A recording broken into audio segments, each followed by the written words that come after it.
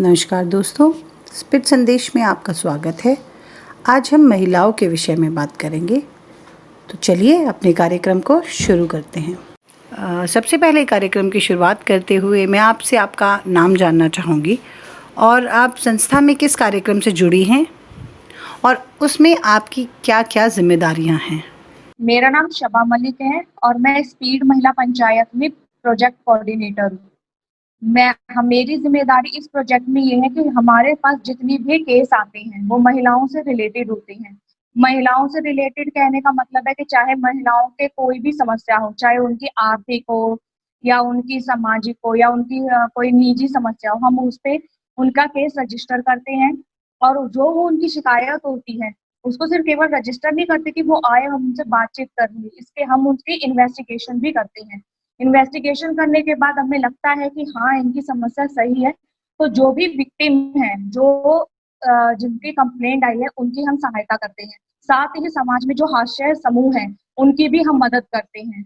इसके साथ सरकार द्वारा जितनी भी योजनाएं हैं, जितनी भी कल्याण के जो बातें कल्याण के लिए उनकी की जा रही महिलाओं के लिए, इन सभी योजनाओं के बारे में हम जागरूक करते हैं, कानूनों के बारे में बताते हैं ताकि उनको अपने अधिकारों, अपने कानूनों के बारे में पता होना चाहिए।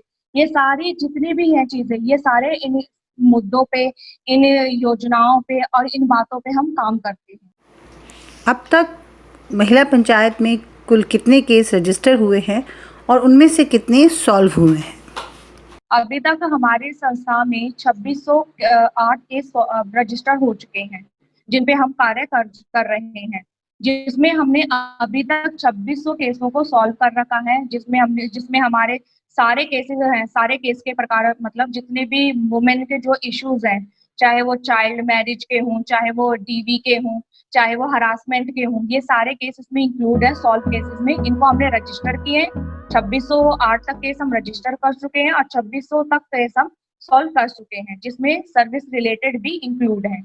सर्विस रिलेटेड में हमारा कहने का मतलब ये है कि जैसे कि उनको अगर कोई उनके दस्तावेज है जो सरकार द्वारा सहायता मिल रही है, सरकार द्वारा जो योजना चल रही है, उसके लिए जो उनको डॉक्यूमेंट की जरूरत होती है वो बनवाने में और उन दस्तावेजों को तैयार करवाने में हम उनकी सहायता करते हैं, जो निःशुल्क होता है और जिसका हम कोई भी चार्ज नहीं लेते। ये सारे कामों में हम उनकी मदद करते हैं।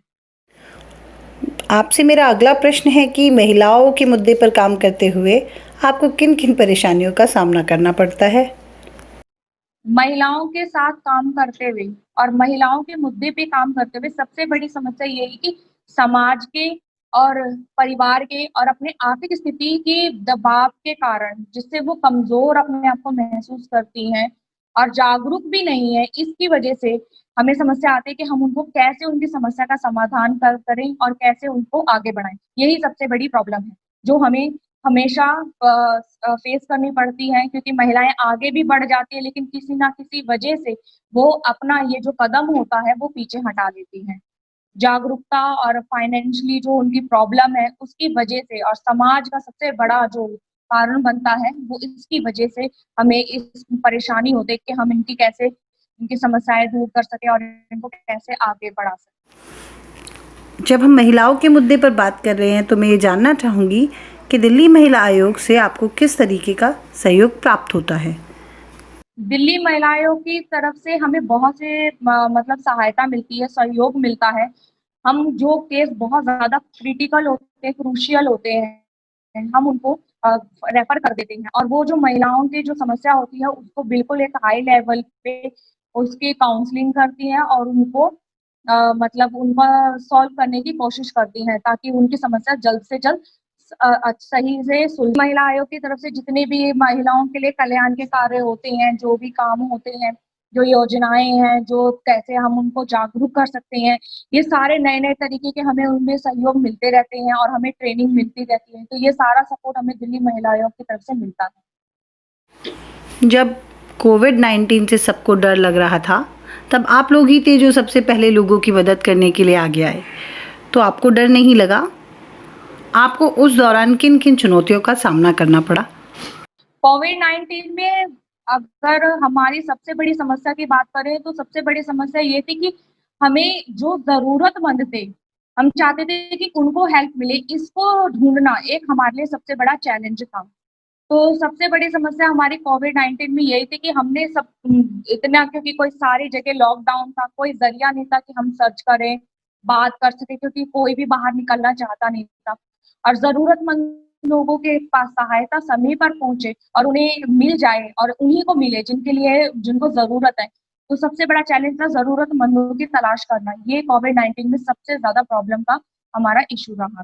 डर तो नहीं लगा था, क्योंकि हम सोशल वर्कर हैं, अगर हम ही डर जाएँगे तो समाज के जो हाशिए, वंचित और जो गरीब हैं, उनको मदद कैसे पहुँचेगी? तो हमें डर तो नहीं लगा था, बस यही है कि थोड़ा-सा लोग चाहते थे कि सहयोग मिले और अ, और लोगों से हमें हेल्प मिले, ताकि थोड़ी-सी प्रॉब्लम जो थी वो कम हो जाती।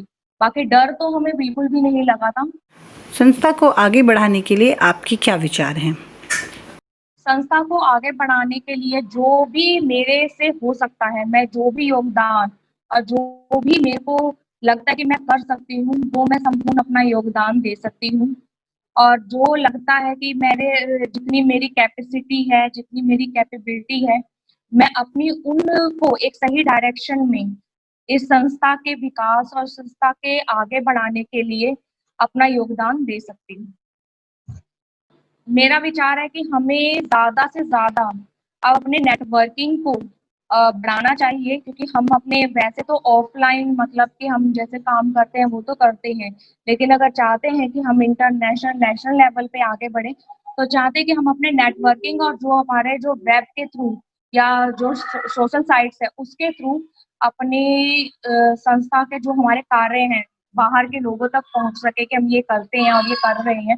तो वो मैं चाहती हूँ कि इसमें ज़्यादा ध्यान दिया जाए, ताकि हमारा एक सीमित दायरा ना रह के एक असीमित दायरा हो और लोगों तक पहुँच सके। ताकि उनको पता लगे कि इंडिया में, दिल्ली में, जहाँ पे इतनी परेशानी के बावजूद भी हम ये काम कर रहे हैं। जिसमें हम कोई ऐसा एक न हमारा क्षेत्र नहीं है, हम अलग-अलग क्षेत्र में अलग-अलग लोगों के साथ अलग-अलग मुद्दों पर हम काम करते हैं। तो ये जो दायरा अगर हम बढ़ाना चाहते हैं, तो इसका सबसे अच्छा तरीका यही है कि हम सोशल साइट्स पे हमारी साइट्स हैं, जितने भी हमारे नेटवर्क है, हम उनको बढ़ाएँ। ये मेरा सुझाव है कि हम इस पे का वर्क करें तो हम आगे बढ़ सकते हैं। लास्ट में मैं यही कहना चाहूँगी कि स्पीड संदेश का बहुत-बहुत धन्यवाद, बहुत-बहुत शुक्रिया कि उन्होंने मुझे इनवाइट किया और जो मेरे विचार थे और जो मैंने किया और मैंने इस संस्था के लिए किया और इस संस्था में मेरी ज़िम्मेदारी है उसको बताने के लिए, ताकि औरों तक मेरा ये जो वीडियो है, जो मेरी बातें पहुँच सके, इसके लिए मुझे एक अपॉर्च्युनिटी जो दी, उसके लिए बहुत-बहुत धन्यवाद। Thank you so much.